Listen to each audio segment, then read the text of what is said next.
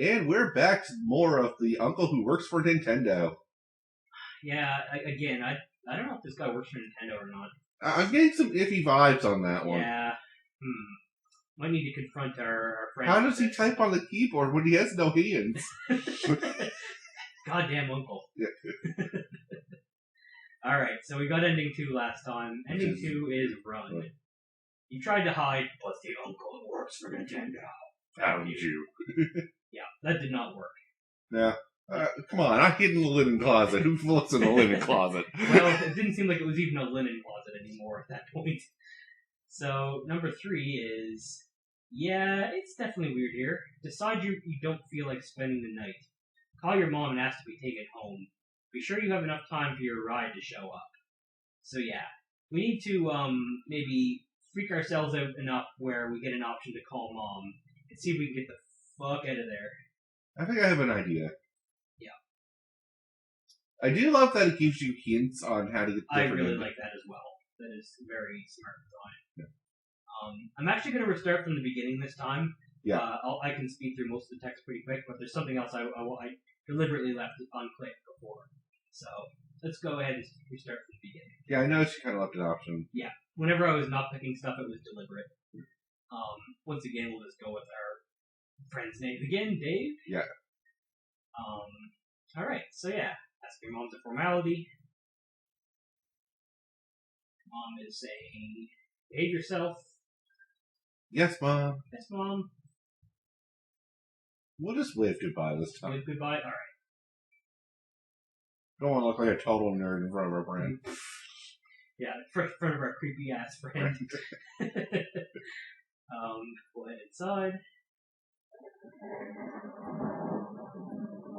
6 p.m. 6 hours until death. 6 hours remain. Alright, so blah blah blah. What are we gonna do? Nod and go to the den? Yeah, let's be the creepy silent kid to the mom. Yeah. Yeah, she gives me bad vibes. Alright. Big screen TV. Asshole rich kid. Yeah. Alright, so this is an interesting one. Dave's father cracks a beer and jovially interrogates you about how much trouble you and Dave are getting into at school. Wait, that wasn't a beer at all. It's a glass of lemonade. Why would you think it was a beer? Dave's father doesn't even drink alcohol. You're quite certain of that fact now that you've remembered it. Well, whatever. So Dave's father sips a lemonade and jovially interrogates you about how much trouble you and Dave are getting into at school. We got our good ice cream, and then the grandfather clock chocolates.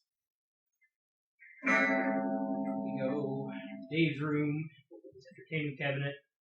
He has other stuff in there. Got all the good stuff. They look cool. Yeah, they're pretty cool. I promise Uncle didn't tell anyone about them.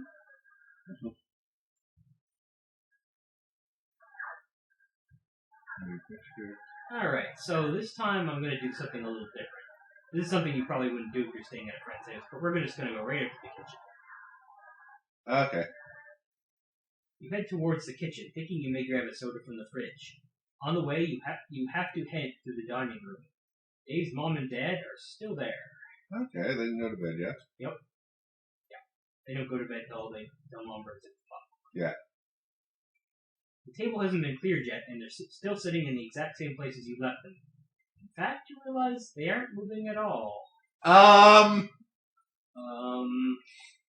They sit there, completely still like mannequins. Dave's dad is holding up his glass of lemonade as if getting ready to take a drink. Dave's mom has her head turned and her mouth slightly open as if she froze immediately after you and Dave left the dining room. Okay? What do we want to do here? Attempt to talk to them, I assume? Yeah. Guess we can't play the quiet kid at this moment. No.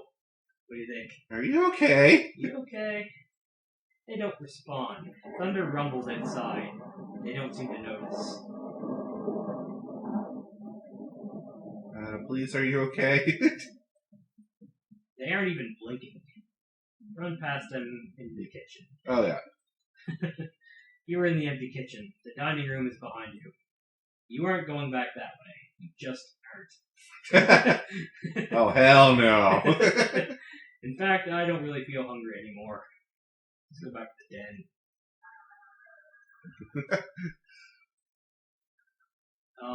Dave? You tell Dave what you saw. What?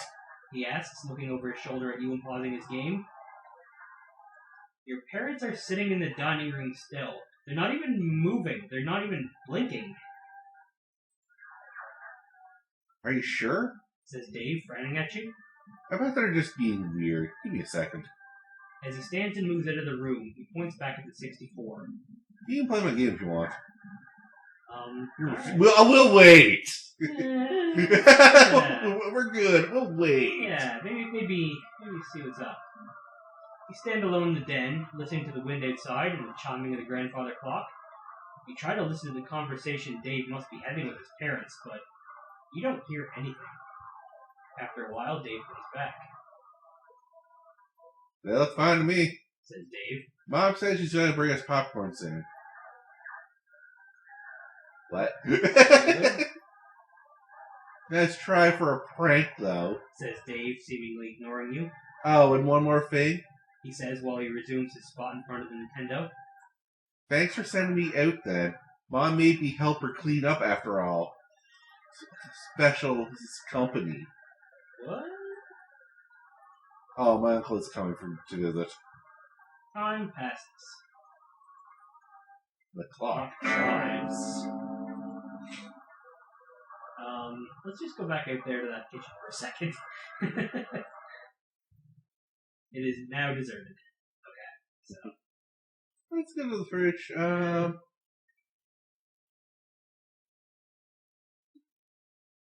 You know what? Let's grab a pitcher of water. Yeah, we can splash ourselves with it. Yeah, like maybe we just need to wake up. Happens. If we say enough prayers to it, it might become holy water. Yep.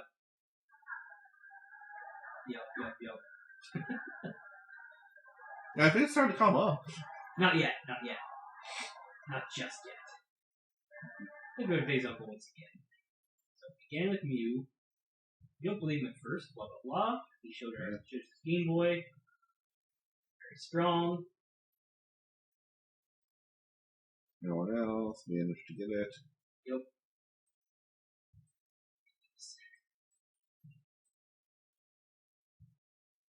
So, one of the construction crews was out of it. There had been a storm not too long ago. Trees were down all over town. Buildings had collapsed. You were standing at an intersection with Dave as a truck rumbled by, loaded up with ragged tree trunks. What a bad storm. Oh, my uncle got a job at Nintendo. Dave still lived next to us. Wait, this couldn't have been too long ago. When did Dave move? There's something nice about being neighbors. Boy, a bit of reflections. On pop jumpers. Here comes Dave's mom. It's our popcorn. Oh, your jaw tightens as she casts a sunny smile in your direction. There's no sign of the horrible mannequin you saw earlier. Harry can see what she has. That's a little touch there. Yeah, definitely. Good reactive here. Same as before. Okay. And the uncle is gone. Something else. Just, remember your own Mew. You got your own Mew eventually. Another friend had a Game Shark, which you borrowed one day. You spent that entire night unlocking every Pokemon you couldn't obtain in your copy of the game, or hadn't yet traded for, including you. It didn't one-hit KO most enemies. It was incredibly weak, and you shamefully cheated the game further to make it look strong enough. It even looked different from Dave's. So there's your HM Slave comment come to later. Yeah. Your Mew was small, even cute, standing there with its round, cheerful eyes. But when Dave's had wiped out everyone at school, it looked completely different. Compact, snarling, fierce. You asked him why. What? He said, that had been here in the den. Dave had moved by then, but how long was that after the first storm after he got Mew? I can't remember. Oh, that thing. It had been a while since anyone talked about Pokemon, Well, my uncle got me a special edition Mew, first of all. he said, smirking a little, but not looking away from the PlayStation game he was playing. That's why mine looks different. Second of all, mine can one-hit KO because of its real Mew. It's the real Mew. You asked what he meant by that. Just what I said, Dave said. You cheated and you got a fake Mew, so of course there'd be problems, glitches and junk. You felt your cheeks redden, But not me. Dave said once again. I got the real Mew and only me. My brother was so jealous. Dave's brother. What about him? Why does remembering that comment make you feel uneasy? Because we haven't seen him sit. Like,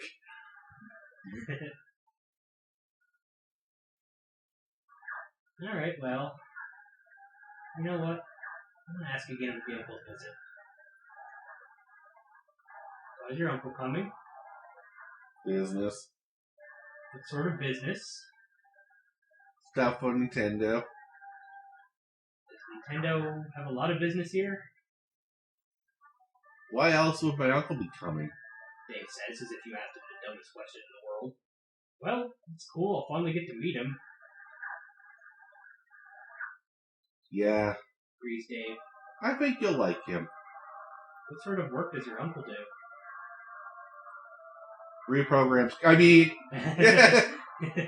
He's a programmer, yeah. yeah, he's a programmer of kids. I mean, games. Dave pauses the game and turns toward you, visibly agitated. How should I know? I don't work for them. Right now, he's not quite yelling, but you think if you keep pressing the subject, he might.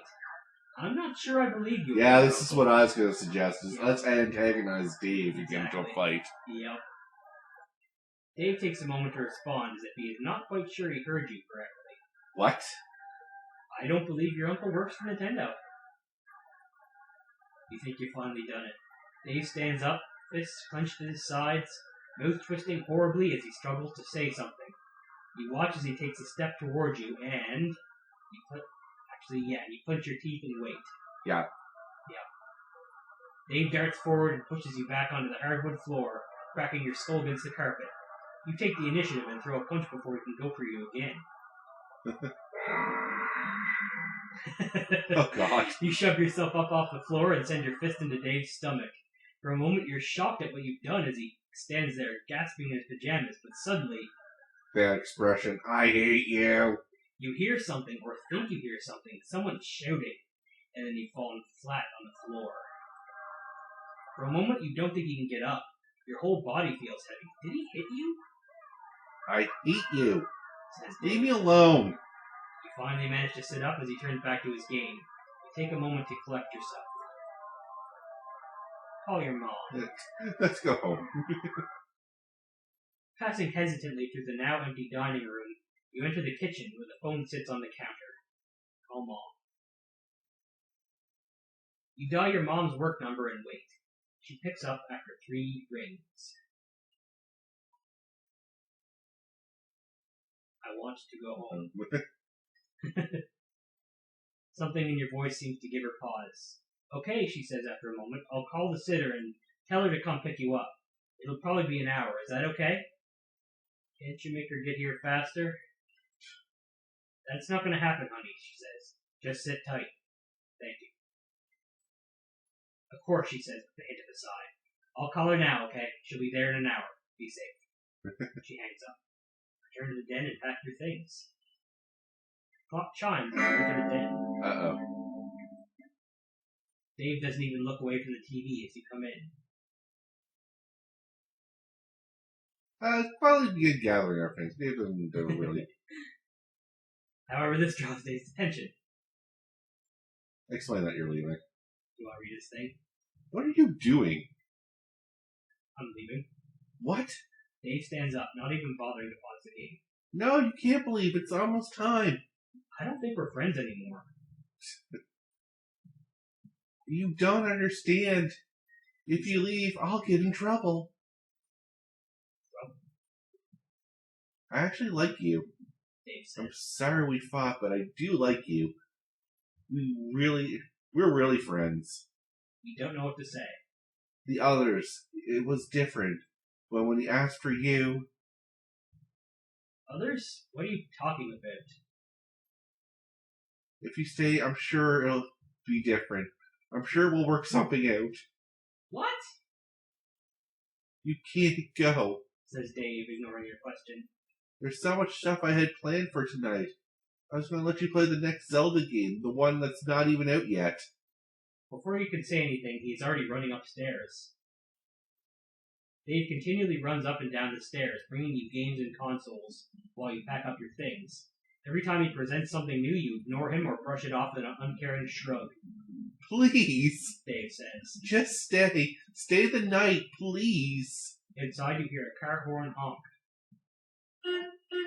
No, you say, and with your night bag slung over one shoulder, you march to the front door and exit into the night. As you walk to the sitter's car, you see your little sister in the back seat, still in her pajamas. The sitter, a high school girl who lives down the street from you, looks incredibly unhappy to be here, but you think you'll be able to handle her. As you climb into the car, you cast one last look over your shoulder, back to the house. Dave is still standing in the doorway, totally still, not screaming, not crying, not doing much of anything.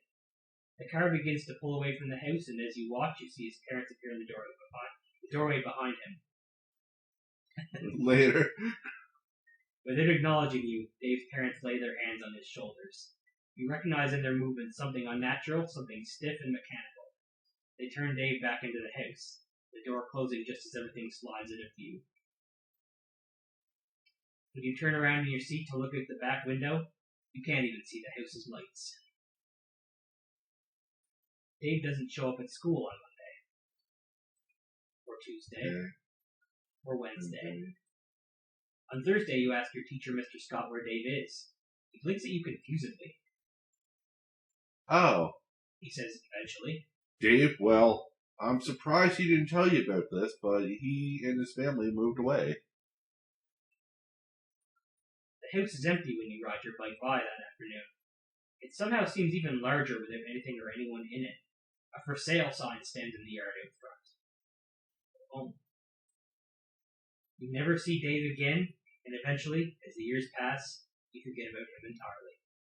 Happy end! Everything's bright and colorful, it's gotta be happy, right? We live, that's all that matters. Yeah. Fuck that kid. Good shit. We got exit ending. You left early and Dave moved away. You weren't interested in being friends with him anymore anyway. Ending 4. Some things you remember don't match what you see. Learn what you can. Ask questions. Have a serious talk. Don't be mean, but still, get out of there. So, fun fact about the whole calling your mom thing.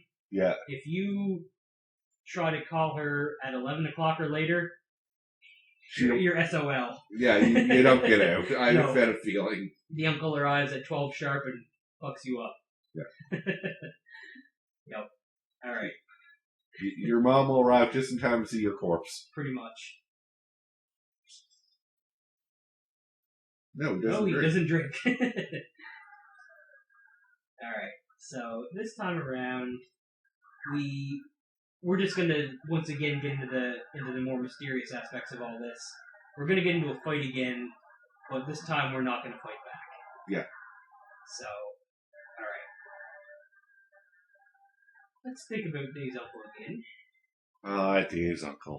Dave's uncle. What a guy.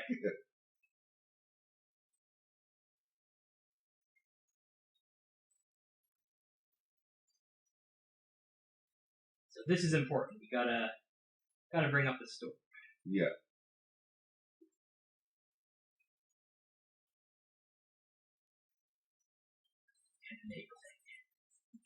If you don't get those details, you might not be able to solve this.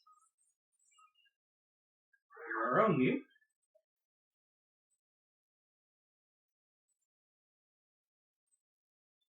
Fierce view.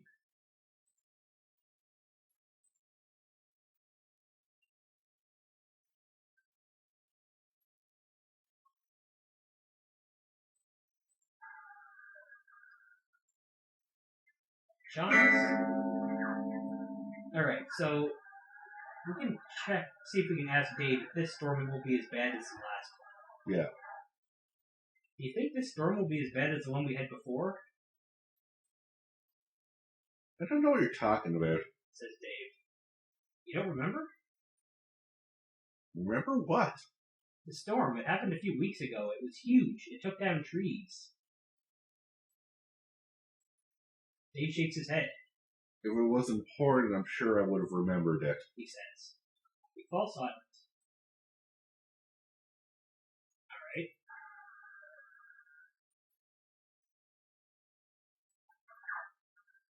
Something else about these pictures, now that we've learned about Dave's brother and his, jealousy, I guess. Yes, there's only 3 people in these pictures. Yeah, that doesn't seem right. Something's wrong here. Where's Dave's brother? You know he has a brother. You know it, except he's not here in any of the pictures, and you... Think harder with your brother? Brother.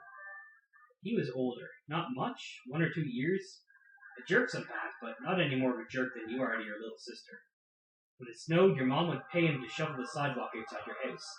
He lived next door. His name was... you can't remember his name. That's David with his brother. What do you think? Where's your brother tonight? Dave pauses the game he is playing and gives you an odd look. I don't have a brother, He says. But I remember him. There's a long moment of uncomfortable silence, broken only by distant thunder, the Nintendo, and the clock ticking. You are such a weirdo, Says Dave, and turns back to the Nintendo. The subject, it seems, has been dropped. Time passes. Alright, let's just watch him play for a bit. We need Mommy to show up. Mm-hmm. So. Ah yes, the business suit man again. Yeah. Just play it. This game's kind of spooky. Your character just has a flashlight and is running around in some underground tunnels. Occasionally you hear what sounds like digging. You don't like it. Dave is watching you and seems to be amused at how uncomfortable you are. You don't say anything, so you don't look weak. You play for a while, even though there doesn't seem to be an ending. Clock chimes. So now that Dave's mom has dropped by, we can ask again about the uncle's visit. Yeah. And that'll let us get into a fight once again.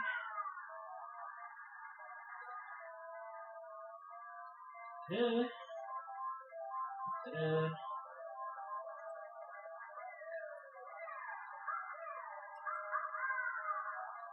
I don't believe you bet your uncle, buddy. What? And this time, I'm just gonna flinch. Yeah. Dave shakes his head as if remembering something. Never mind. He says. Just never mind. You want to say something more, but he's already re-immersed in the video game. So take a breather. Alright. Now... Oh, we're having an option mission. Yeah. No more playing games, I guess, tonight. No. Let's get the storm again. I don't like the sound of the wind. You remember that storm we had that tore all the trees? Yeah. Oh. You remember the storm, Steve? Yeah, you say, nodding. But no one remembers the storm, he says. It was big. It took down trees. That's impossible. Dave says. Impossible, no one remembers it. But I do. Dave shakes his head. No, you don't understand. Please. I'm not messing with you. But this is important. But this is different. Something's different. He said no one would remember the storm. Who? He came out of the storm. I was home alone. Dave begins, his eyes growing distant. Mom was at work and Dad was out at the bar. But Dad isn't an alcoholic. That doesn't seem right. Yeah. Where was your brother? Yeah, you remember him too. He was there, upstairs, he said, as it was brightest lightning he ever saw. Then the knocking started. I answered the door when the knocking started. He said he was lost and hungry. He said he could help me. All I had to do was promise to feed him. That expression, feed me! Dave tenses. Who are you feeding? It's my uncle. Dave says. Or that's what he told me to call him. I don't really know. I don't know what it is. You're kidding, right? No, says Dave, shaking his head. It's not a joke. It's not a trick. He changes things. He's already changed them. You expect me to believe this? You don't have to. He's already on his way. Whatever. I'm calling Mom. Yeah. Mom, things are really weird here. What? What do you mean? I just want to go home, Mom, please. Okay, I'll call the sitter. Yes, thank you. Turn to the den and pack your things. You return to the den. Dave is sitting silently on the floor as you come in. You're leaving, aren't you? He says, this joke you're playing is really mean. I should have known it was different. Dave mumbles. You were remembering too much. You get back to your stuff. Please. Please don't go. I've never not fed him, and if I don't, I'm not sure what will happen. Shut up and leave me alone. You can tell that Dave is on the verge of tears, but nevertheless he does as you ask, walking over to sit in the middle of the den as you finish packing. You wait in awkward silence until finally a car honks outside. You get up to leave. Dave has wandered over to the fireplace and is looking into its unlit depths as you walk out the door and into the night. The sitter's familiar car is parked out front. Blah, blah, blah, we've read that before. Yeah. Let's cast one backwards glance here. The front door is closed. You suddenly can't remember if you did that yourself. The lights in the den are still burning. As the sitter pulls away from the house, you stare out the window at Dave's house, the lights blurred and magnified by the rain streaming down the glass. Eventually it all slides out of view. You find out the next afternoon about the fire. Oh, God. It started in the den, says the papers, where there was known to be a fireplace. Apparently it was left smoldering in the night. There were no survivors. Arson is suspected, since an accelerant would have helped the flames overcome the night's heavy rains, but nothing definitive is ever publicly released on this account. One day after school, you ride your bike by to check it out. Parts of the house still stand, walls and beams blackened by the flames. Yellow caution tape has been looped around the outside, and the rubble still hasn't been totally cleared out by the city. You decide to investigate. The second floor has either mostly burned away or fallen through, but standing in what used to be the den, you look up to a hole that would have been Dave's room. The broken glass and charred drywall crunch beneath your feet. Until you step on something that isn't glass. You look down. There in the mess is what looks like a Game Boy. It's a Game Boy Color, not at all scuffed or damaged. In the back is a single cartridge, a copy of Pokemon Blue. Sorry, folks, but you will leave the Game Boy. Yeah. You leave the ruined house and hop back on your bike, pedaling back home. Your mom doesn't have to work tonight, and since she knows you're taking recent events hard, she's promised to take you and your little sister to the movies. You don't think about Dave at all. The end. And we'll have to call the episode here. Indeed. So until next time, I'm Devin. I'm Curtis. Have a good one, guys. So long.